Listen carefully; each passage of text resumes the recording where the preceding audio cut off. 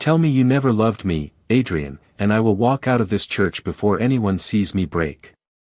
Caleb Monroe's voice was barely louder than a whisper, but in the silence of St. Augustine Chapel, it carried farther than any scream could have. The vaulted ceiling, the white roses, the polished pews filled with guests in designer suits and pearl earrings, all of it seemed to hold its breath around him.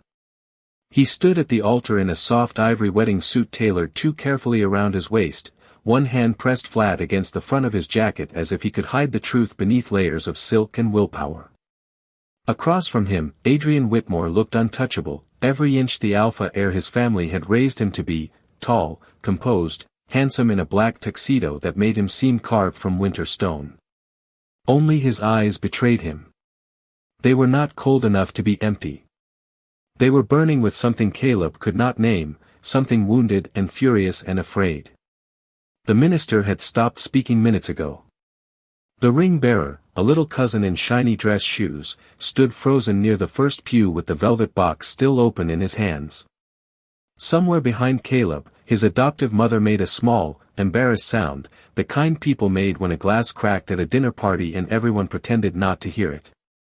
Caleb did not turn around. He could feel the stares on his back like tiny pins. The Whitmores on one side, the Monroes on the other, two powerful families gathered to witness a perfect alliance, and instead they were watching an Omega be rejected before the vows were even finished. Adrian's jaw tightened. I cannot marry someone who lied to me, he said, each word controlled, formal, devastating. Caleb felt the sentence move through the chapel like a blade of ice. He had imagined many versions of this day during the past few sleepless weeks. In some, Adrian smiled softly when Caleb finally told him about the baby. In some, he looked shocked but took Caleb's hand anyway. In the worst ones, he needed time, space, answers. But Caleb had never imagined this, Adrian stepping back from him as if Caleb's touch could ruin him, as if the months of quiet glances, late-night phone calls, and the one promise whispered under rain-dark windows had meant nothing. A letter arrived this morning, Adrian continued, his voice low enough that the guests leaned forward to catch every syllable. It said things I should have asked you about privately. I know that. But you stood here and said nothing. Caleb's fingers curled against his stomach. Beneath his palm, the small hidden curve of his baby bump felt warm, impossibly real, the only honest thing left in the room.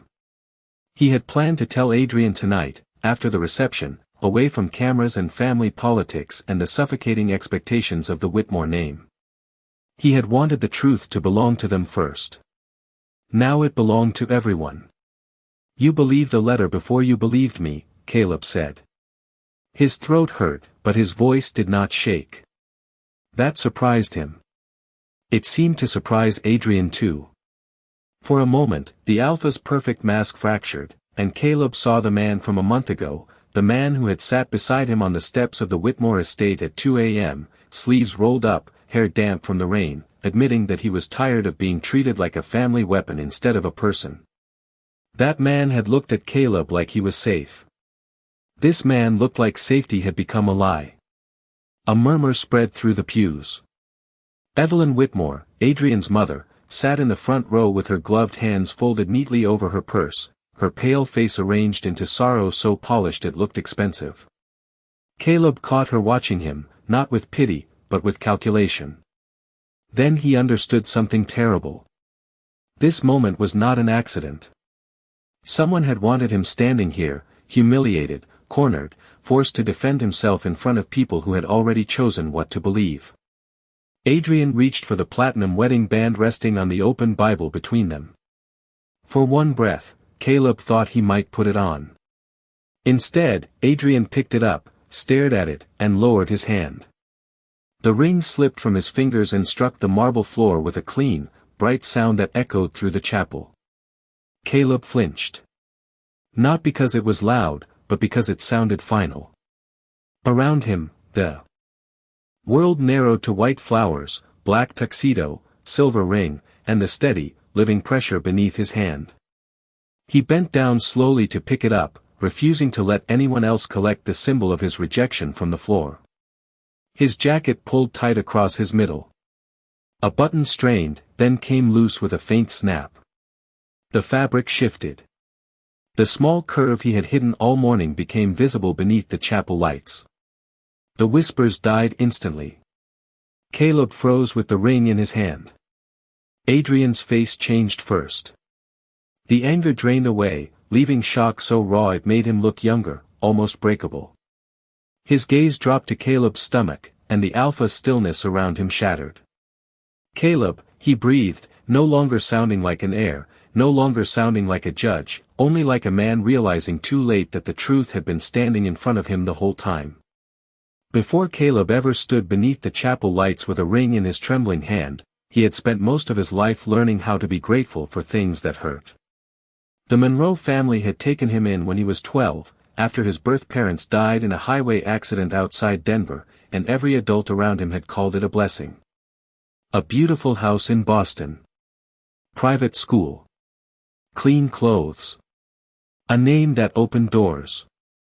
Caleb had smiled when people told him how lucky he was, because a good Omega was supposed to smile, especially when he owed his place at the table to someone else's mercy. But the Monroe house had never felt like home. It had felt like a museum where Caleb was one more delicate object placed carefully where guests could admire him. His adoptive father introduced him as quiet, well-mannered, and suitable. His adoptive mother corrected his posture, his clothes, his tone, and even the way he laughed, as if joy itself had to be softened before it was acceptable. Caleb learned early that love in that house came with conditions, and the first condition was obedience. By the time the Whitmore alliance was announced, he was 22 and old enough to understand exactly what was happening. The Monroes needed money after a failed real estate investment in Florida. The Whitmores needed an Omega with a respectable name, a clean public image, and no scandal attached to him. Caleb was not asked whether he wanted Adrian Whitmore. He was told that the match would secure his future. The first time Caleb met Adrian, he expected arrogance. Everyone talked about the Whitmore heir like he was made of wealth and winter, a man who could silence boardrooms just by entering them. At the engagement dinner, Adrian did look untouchable in his dark navy suit, his blonde hair neatly combed back, his blue-gray eyes unreadable beneath the chandelier light. But when Caleb reached for a glass of water and accidentally knocked over a silver spoon, Adrian was the only person who did not stare. He simply picked it up, placed it beside Caleb's plate, and said softly, "No one actually knows which fork to use. They just pretend with confidence." Caleb almost laughed. It was small. It was nothing. It became the first warm memory he had in months. After that, Adrian remained difficult to understand. In public, he was formal and distant, always standing a careful few inches away. In private, when family members drifted out of hearing range, his voice changed. He asked Caleb whether he had eaten. He noticed when Caleb's hands were cold. Once, after a charity dinner that lasted 4 exhausting hours, Adrian found him hiding on a balcony overlooking Commonwealth Avenue and removed his own coat without a word, settling it around Caleb's shoulders. It smelled like cedar, clean soap, and the sharp winter air after fresh snow. Caleb should not have found comfort in it, but he did. The night that changed everything came 1 month before the wedding, during a storm that trapped both families at the Whitmore estate in Connecticut. Rain hammered the windows. The power flickered twice. Everyone else retreated to guest rooms and phone calls, but Caleb found Adrian sitting on the back steps beneath the covered porch, his tie loosened, his perfect mask finally set aside. For the first time, Adrian admitted he hated the way both families spoke about them like pieces on a chessboard. Caleb admitted he was terrified of marrying a man who might only ever see him as a duty. Adrian looked at him. Then, not as an heir, not as an alpha, but as someone just as lonely. "I see you," he said. "I do not know how to prove it yet, but I do." Caleb carried those words like a secret flame.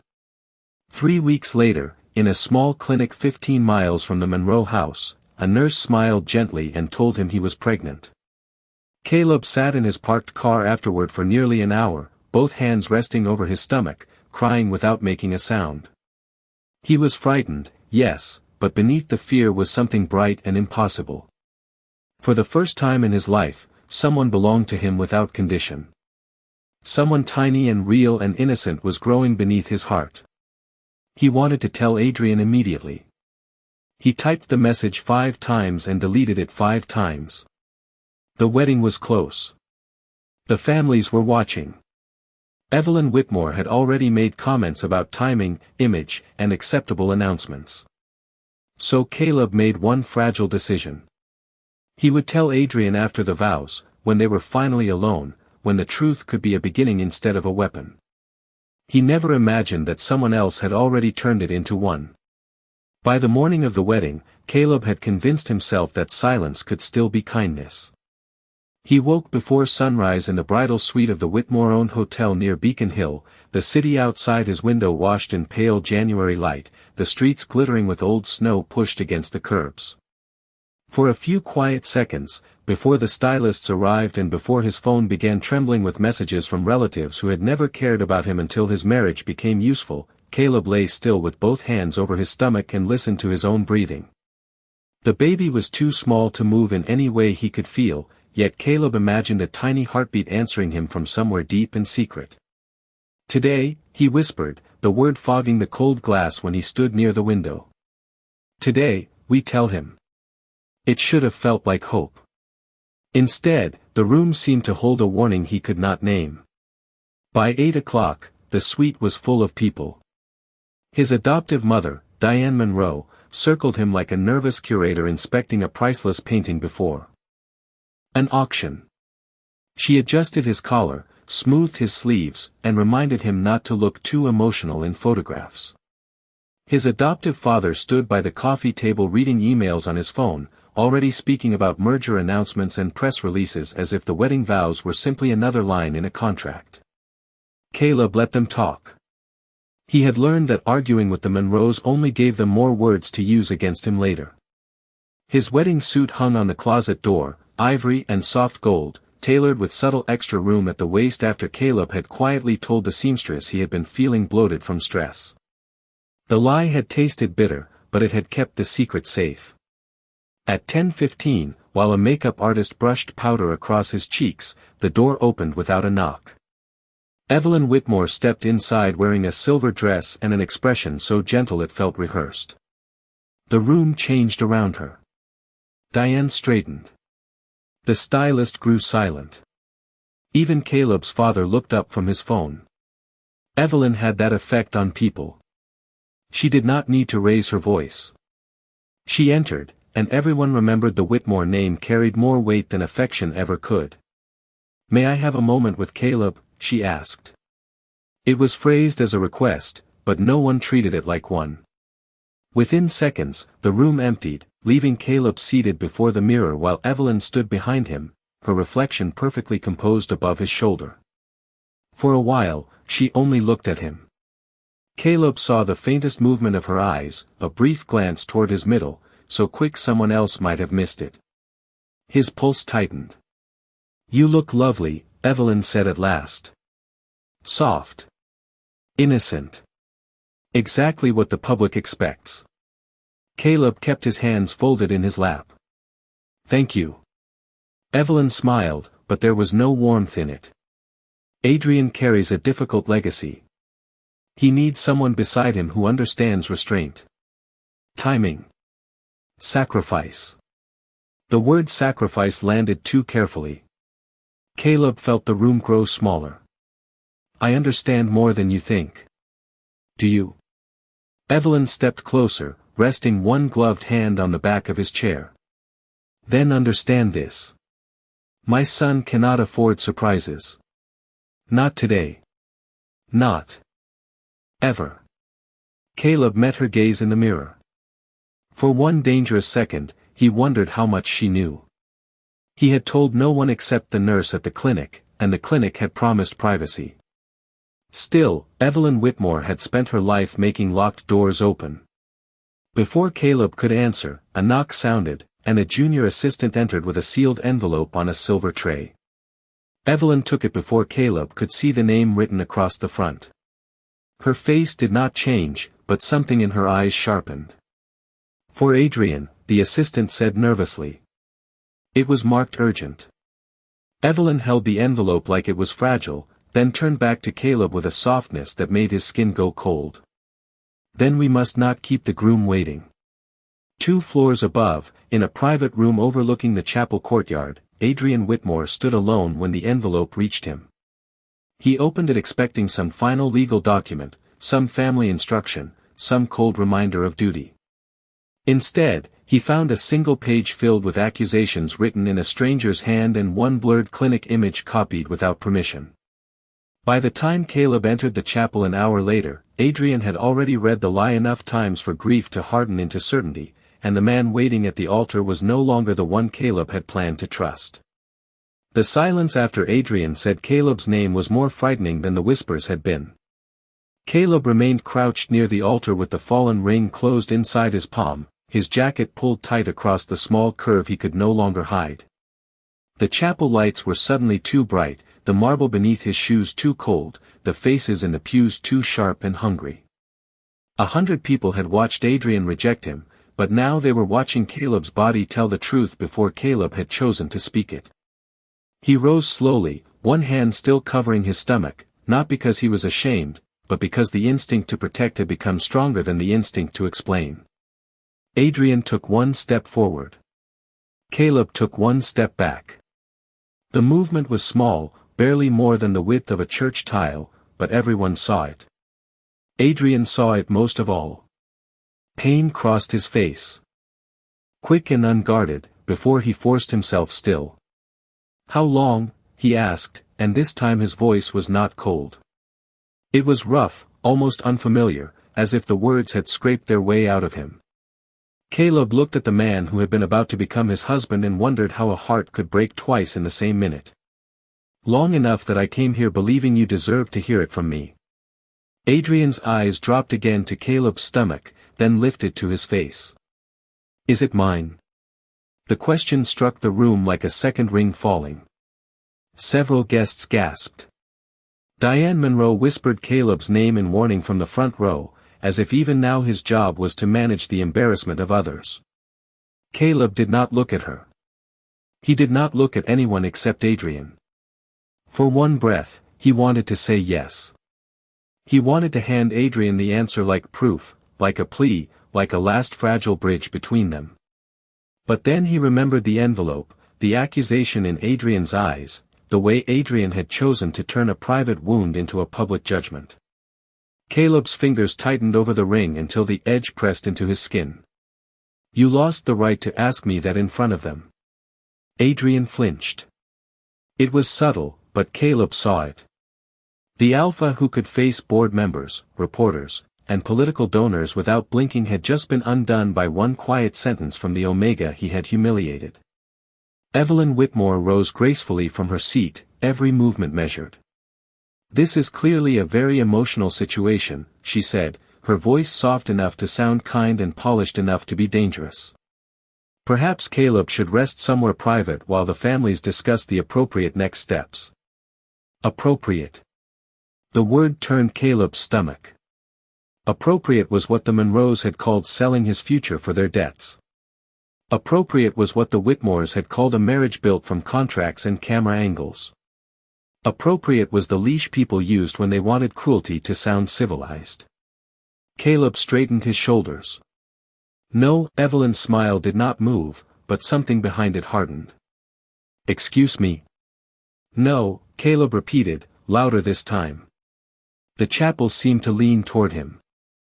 I am not being moved into a side room so everyone else can decide what happens to me or my child. Adrian's scent shifted in the air, cedar and winter breaking through the heavy perfume of roses, filled now with alarm and something painfully close to regret. Caleb, I did not know. Caleb laughed once, softly, without humor. You did not ask. The word settled between them, simple and impossible to defend against. Adrian looked down at the letter still folded in his hand, the paper that had done what no rival family ever could. It had made him doubt the only person in the room who had come to him with nothing but trust. He turned slightly toward his mother, and for the first time that morning, suspicion entered his eyes. Evelyn noticed. Her face remained calm, but her gloved hand closed around the pearl handle of her purse. Caleb saw that too. He saw everything now. The careful sadness. The convenient envelope. The glance at his stomach in the hotel suite. A cold understanding opened inside him, not complete yet, but bright enough to guide him out. "I came here ready to become your husband," Caleb said to Adrian. "I came here ready to give you the truth when it could still be ours. But you made me stand in front of everyone and defend my worth like I was on trial." His voice trembled at last, but it did not break. "So listen carefully. I will not let our child inherit a home where love has to prove itself against rumors before it is believed." Adrian moved as if to reach for him, then stopped before his hand crossed the space between them. That restraint hurt Caleb more than a touch would have. It meant Adrian understood, at least partly, how much damage had already been done. Caleb placed the wedding ring back on the open Bible, not thrown, not dropped, simply returned. Then he turned away from the altar, from the flowers, from the guests, from the future he had been brave enough to hope for. Each step down the aisle felt endless. No one spoke. No one dared. At the chapel doors, Caleb paused only once, his hand resting protectively over the life beneath his heart. Behind him, Adrian whispered his name again, broken this time, but Caleb kept walking. Caleb did not remember the first mile after leaving the chapel. He remembered flashes, not moments. The cold bite of January air against his wet cheeks. The sound of camera shutters bursting somewhere behind the church gates. The shocked voice of a distant cousin calling his name as if Caleb had dropped something instead of saving what little dignity he had left. He remembered Noah Reed, his oldest friend and the only person who had ever made the Monroe house feel less lonely, appearing beside him like a lifeline in a charcoal overcoat, his brown eyes wide with fury he was too careful to show. "Do not look back," Noah said, wrapping an arm around Caleb's shoulders as he guided him toward a black rideshare waiting at the curb. "Just breathe. I have you." Caleb wanted to answer, but the moment he opened his mouth, his composure failed. Not loudly. Not dramatically. He simply folded into the back seat with one hand over his stomach and the other pressed against his lips, trying to hold in a grief too deep for sound. Boston blurred past the window in shades of gray stone, bare trees, and winter traffic. The city kept moving, indifferent to the fact that Caleb's life had split open in a chapel full of roses. Noah sat beside him, silent until they were far enough from Beacon Hill that the church towers disappeared behind office buildings. Only then did he speak. "We are not going back to the hotel." Caleb turned his head slowly. "My things are there. I packed your emergency bag last night," Noah said. "You told me I was being paranoid. I was. I am also usually right." A fragile, broken laugh escaped Caleb before turning into a quiet sob. Noah's face softened, but he did not crowd him. He had known Caleb since college, since before the engagement, before the Whitmore name started swallowing every conversation. Noah was a beta, practical and steady, the kind of friend who remembered Caleb's coffee order, his doctor appointments, and the exact tone of voice Caleb used when he was pretending to be fine. "Where are we going?" Caleb asked. "My apartment first. Then anywhere you want." Caleb looked down at his stomach. The curve was still visible where his jacket would no longer. Close. In the chapel, it had felt like exposure. In the car, with Noah beside him and the city sliding away, it began to feel like a promise. "I need to disappear for a while," Caleb whispered. "Not forever. Just until I can think without everyone telling me what my life is worth." Noah nodded once. "Then we disappear smart." Back at the chapel, Adrian remained at the altar long after Caleb walked out. People were speaking around him, but their voices seemed to come from underwater. His father demanded control of the guests. Diane Monroe cried about humiliation. Reporters gathered outside. Evelyn touched Adrian's sleeve and said his name with the tender firmness she had used since childhood whenever she wanted obedience to feel like comfort. Adrian looked at her hand until she removed it. The letter was still in his other hand, its paper creased where his fingers had crushed the edge. He read the accusation again, slower this time, with the shock fading and something colder taking its place. The words were too neat. Too perfectly aimed. They did not simply accuse Caleb. They told Adrian exactly where to feel weak, exactly which fear to obey. Caleb had lied. Caleb had used him. Caleb carried another alpha's child. It was not a warning. It was a weapon designed by someone who knew him. Where did this come from? Adrian asked. Evelyn's expression remained calm. An assistant brought it. You saw that yourself. Who gave it to the assistant? Adrian, this is not the time. He turned to her fully. For the first time in his life, he did not see only his mother. He saw the strategist behind every polished dinner, every arranged introduction, every sentence that had ever made him doubt his own instincts. Then make it the time. The chapel quieted again, but this silence was different. This one belonged to Adrian. Evelyn's eyes flicked toward the guests before returning to him. You are emotional. No, Adrian said. I was emotional when I believed this without asking Caleb the truth. Now I am becoming careful.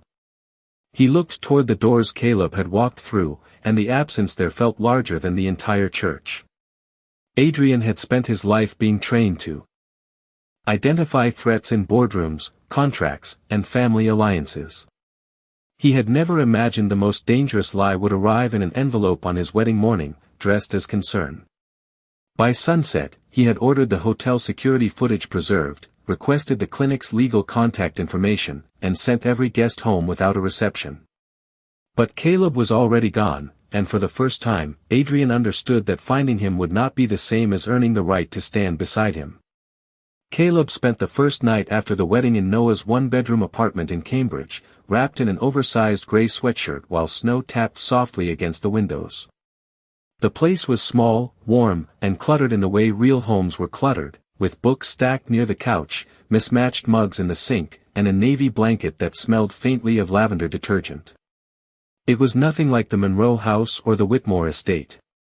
No marble floors. No portraits of important ancestors. No rooms designed to impress people who never stayed long enough to feel anything. Caleb sat at Noah's kitchen table with a mug of ginger tea cooling between his hands, listening as his phone vibrated over and over on the counter. Diane Monroe called 12 times. His father sent 3 messages, each one colder than the last. Evelyn Whitmore sent only one. We should speak before this becomes more unfortunate. Caleb stared at that sentence until the letters blurred. More unfortunate. As if his humiliation had been weather. As if the child beneath his heart was a public relations problem waiting to be managed. Noah reached over, turned the phone face down, and slid a plate of toast toward him. Eat half, he said.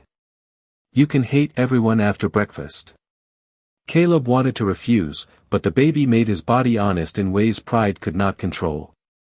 He ate slowly, one bite at a time, while Noah opened his laptop and began making lists. Clinics outside Boston. Short-term rentals along the coast. Lawyers who handled family privacy cases. Caleb watched him work and felt a strange ache behind his ribs. This was what care looked like when it did not ask for applause. By morning, they had a plan. Noah had an aunt in Maine who owned a closed bed and breakfast in a small town called Harborside, about 120 miles north of Boston.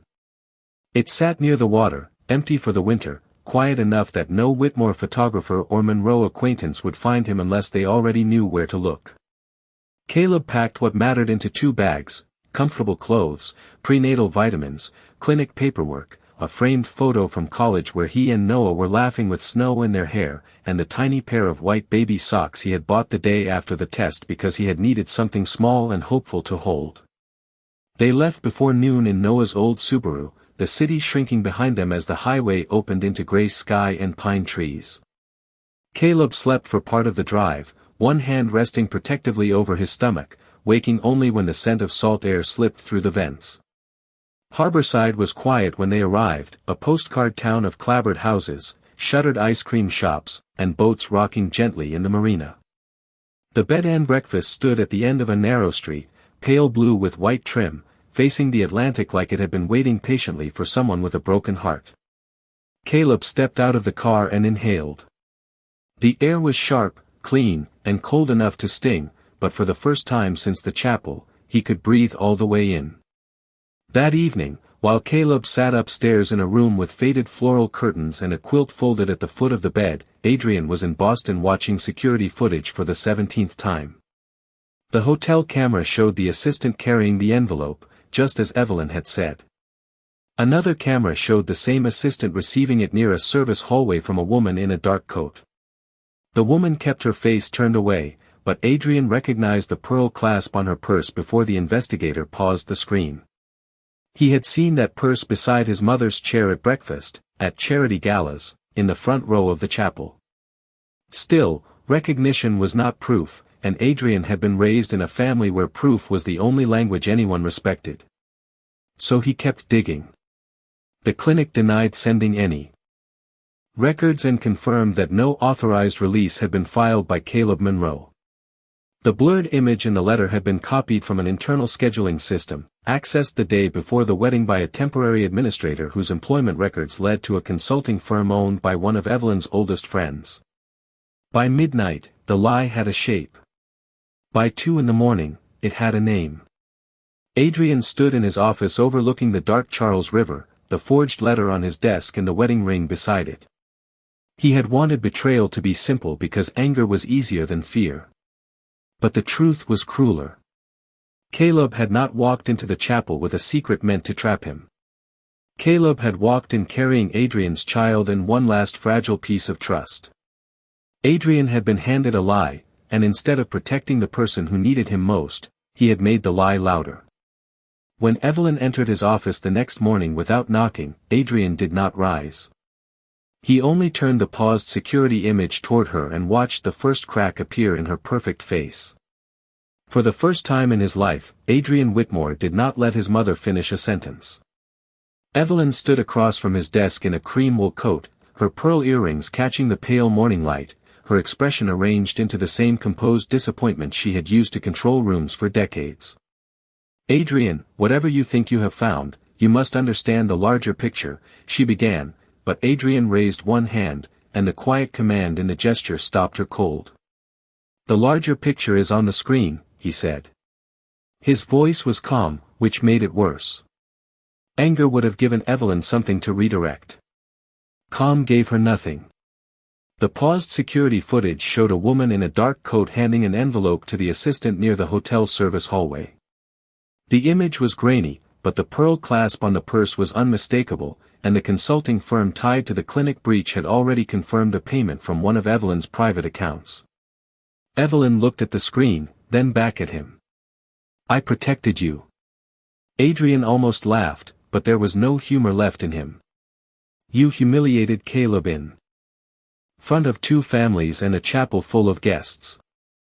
I prevented a scandal. You created one." Evelyn's mouth tightened. For a moment, the mother disappeared and the strategist remained, cold and precise. "That Omega was never enough for you. The Monroes were desperate. Caleb was convenient. Quiet, pretty, obedient enough to be useful, but not strong enough to stand beside the Whitmore name when real pressure came. I gave you a way out before he trapped you with a child." The words landed with such ugliness that Adrian felt something inside him go still. Not broken. Clear. He thought of Caleb standing at the altar with one hand over his stomach, asking not to be touched only because he was carrying Adrian's heir. He thought of the way Caleb had returned the ring to the Bible instead of throwing it at him. Even in pain, Caleb had been more dignified than every person who claimed to protect the family legacy. "Do not call my child a trap," Adrian said. Evelyn's eyes sharpened. "You do not even know it is yours." I know Caleb. The answer came before pride could interfere, before fear could twist it. That was the truth Adrian should have chosen in the chapel. Evelyn stared at him as if he had spoken in a language she had never taught him. You know nothing. You know softness. Guilt. Attachment. Those things pass. A name remains. Adrian stood then, slowly, and picked up the wedding ring from his desk. In the daylight, the platinum looked small and harmless, nothing like the weapon it had become when he let it fall. You spent my entire life teaching me that love was weakness, he said. Yesterday, I believed you for 5 minutes, and it cost me the only person who ever looked at me like I was more than this family's last name. Evelyn's composure cracked, not into regret, but into disbelief. You would choose him over your own mother? Adrian slipped the ring into his pocket. I am choosing the truth. You are the one who put yourself on the other side of it. By noon, Evelyn Whitmore was removed from the foundation board, her access to company accounts was frozen pending legal review, and every employee involved in the forged letter was placed under investigation. Adrian did not make a public statement blaming Caleb. He made one sentence through the family attorney: the ceremony was interrupted because of false information submitted without consent, and Caleb Monroe's privacy is to be respected. It was not enough. Nothing could be enough yet. But it was the first time Adrian used the Whitmore machine to shield Caleb instead of contain him. In Harborside, Caleb saw the statement on Noah's laptop while rain streaked the bed and breakfast windows. He read it twice, then closed the screen without speaking. Noah watched him from the kitchen doorway. That is something, he said gently. Caleb nodded, but his hand moved to his stomach. It is not trust. Outside, the Atlantic rolled gray and endless beneath the winter sky. Caleb had spent the morning unpacking baby vitamins into a kitchen cabinet, choosing the upstairs room with the warmest sunlight, and calling a local clinic for an appointment under his own name. Each small act felt like stitching himself back together. A statement from Adrian could not undo the chapel. It could not erase the sound of the ring hitting marble or the question that had made every guest look at Caleb's body like evidence. That evening, Caleb stood on the porch wrapped in Noah's navy blanket, watching the lighthouse blink across the dark water. For the first time, he allowed himself to imagine a future that did not depend on being chosen by anyone. He would have the baby. He would build a quiet life. He would learn how to be loved without bargaining for it. And somewhere in Boston, Adrian Whitmore finally understood the difference between finding Caleb and deserving to be found. 3 weeks in Harborside changed Caleb in quiet ways no one in Boston would have recognized. He woke with the sunrise now, not because a schedule demanded it, but because the room filled with pale gold light that made the old blue walls look almost warm. He learned which floorboards creaked near the stairs, which grocery store clerk gave him extra paper bags without asking questions, and which bench near the marina stayed dry after rain. The local clinic was small, tucked between a pharmacy and a dentist's office, but Dr. Hannah Pierce spoke to him like he was a person before he was a patient. She showed him the ultrasound screen in a darkened room that smelled faintly of antiseptic and peppermint tea, and when the fast little heartbeat filled the silence, Caleb cried with one hand over his mouth and the other resting on his stomach. Noah stood beside him, pretending not to cry too, and squeezed his shoulder when the doctor said everything looked healthy. That sound became Caleb's anchor. On the hard days, when old headlines appeared online or Diane Monroe left voicemails about family reputation, Caleb played the recording from the clinic and remembered that his life was not ending.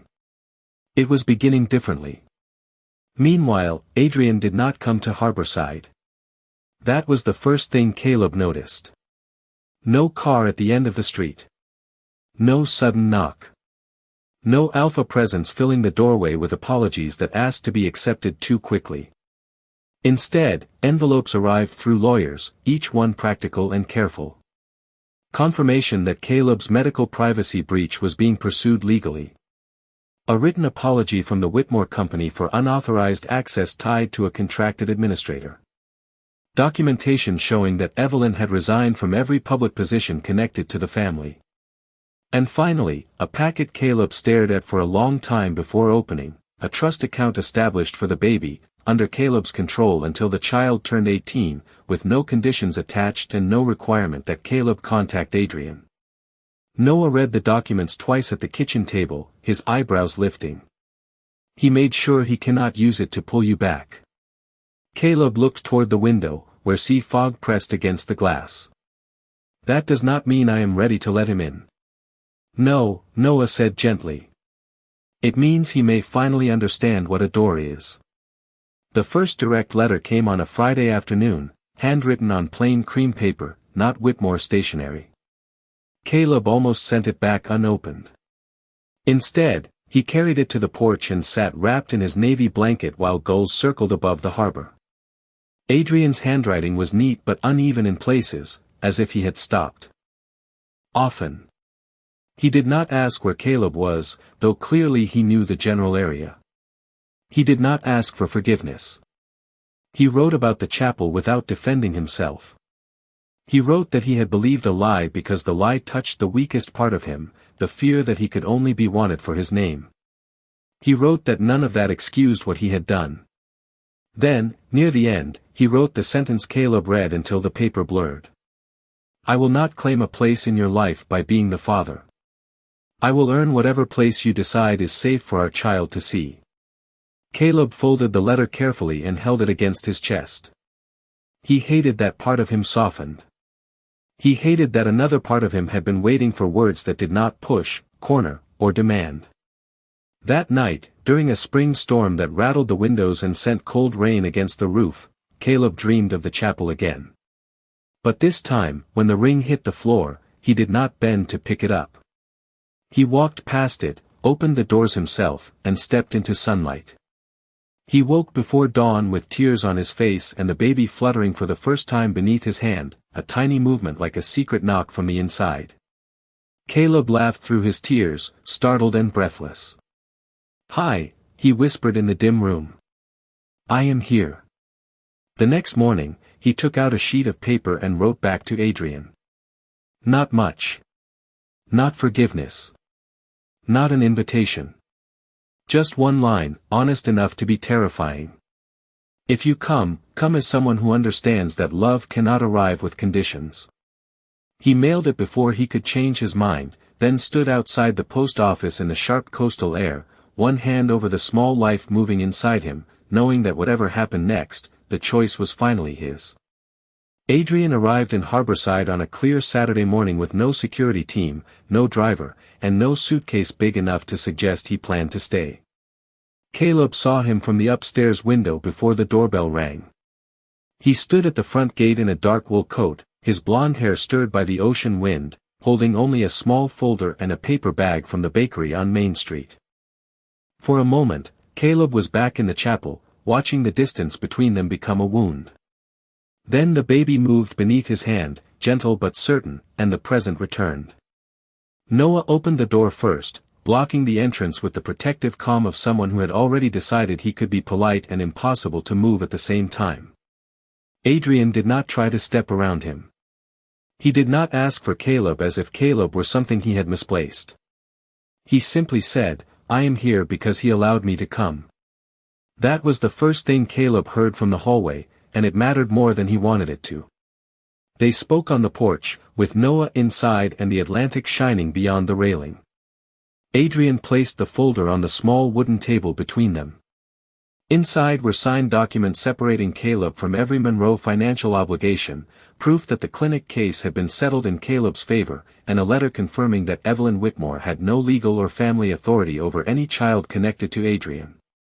There was no marriage contract. No custody demand. No elegant trap disguised as protection. Caleb looked through every page, then looked at Adrian. You brought paperwork to an apology. Adrian's mouth curved faintly, not quite a smile. I brought proof that my apology does not require you to trust my voice.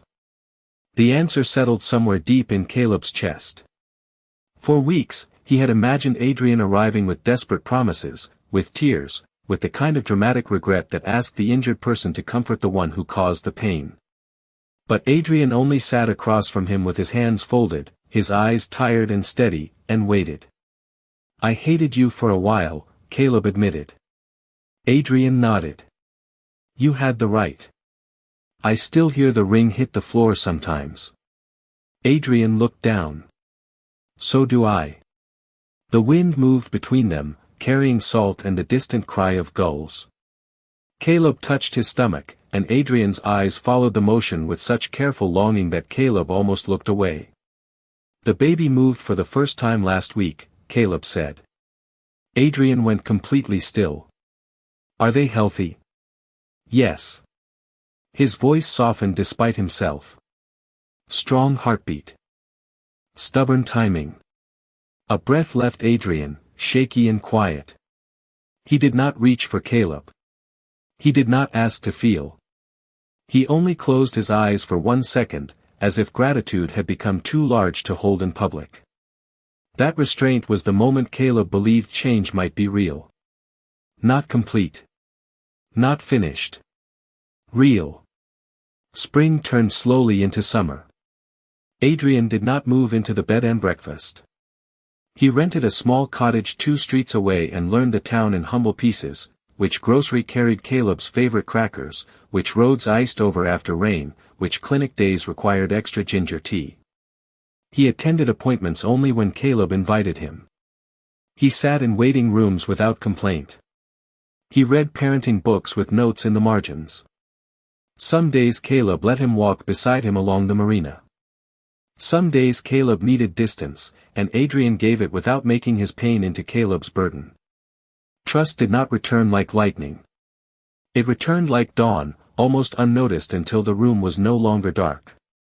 By September, the old bed and breakfast had fresh paint, a nursery with pale green walls, and a rocking chair Adrian assembled badly enough that Noah had to fix one leg while laughing for 10 full minutes. Caleb laughed too, and the sound startled him because it carried no bitterness. Their son was born on a rainy Thursday afternoon in a quiet hospital room overlooking the coast. Caleb named him Oliver James Monroe, and when Adrian asked whether the baby should have the Whitmore name too, Caleb looked at the tiny sleeping face against his chest and said, "One day, if Oliver wants it." Adrian nodded, eyes bright, and kissed the back of Caleb's hand with reverence, not possession. 1 year later, there was a wedding after all, but not in Boston, not beneath chandeliers, and not for anyone's alliance. It happened in the garden behind the bed and breakfast, with 20 guests, white folding chairs, blueberry pie instead of a towering cake, and Oliver asleep in Noah's arms wearing a crooked little bow tie. Caleb walked down the grass path by himself, not because no one would give him away, but because he no longer belonged to anyone but his own heart. Adrian waited with tears in his eyes and no mask left to hide behind. When Caleb reached him, Adrian whispered, "Thank you for choosing this." Caleb looked at the man who had once failed him and then spent every day learning how not to fail again. "Thank you for not asking before I was ready." Their vows were simple. No dynasty. No bargain. No promise that pain had never happened. Only the truth that love, once broken, could become something stronger if rebuilt by patient hands. As the sun lowered over the Maine coast, Caleb held Adrian's hand with Oliver between them, and for the first time, the future did not feel like a door closing. It felt like a home opening.